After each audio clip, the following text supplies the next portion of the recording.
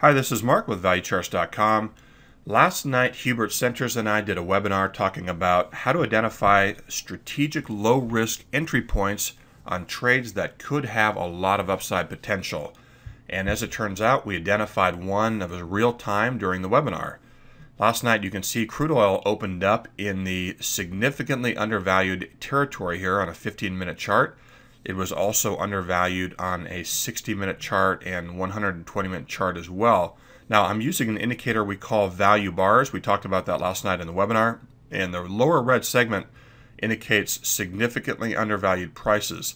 Now, this doesn't necessarily have to mean that we buy a market because it's undervalued, but given my bullish context longer term, this did serve as a good buying opportunity. So I went ahead and bought 5 contracts in the significantly undervalued territory at 90.42, held on to the trade for a few hours, and as you can see, once we got up into the significantly overvalued territory, I wanted to go ahead and take my profits and run. So I sold the trade at 90.82, made $2,000 on Sunday night. Never complain about that. I actually wasn't planning on doing any trading, but that was such a great opportunity and a good example of what type of trades we're looking for that I went ahead and jumped on that.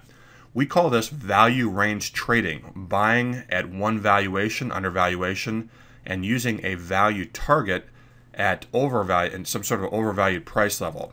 So this is a good example of that. This happened to work out. Obviously, not all trades are winners with this type of strategy, but I love this kind of strategy as a complement to every other kind of trading approach out there, as this can find a lot of opportunities that are otherwise going unnoticed. So again, just a great opportunity of a value range trade. Very low risk on the entry point here. I risked $300 to make $2,000 in a few hours. So that's all we have. Thanks for everybody who attended the webinar, and Happy New Year.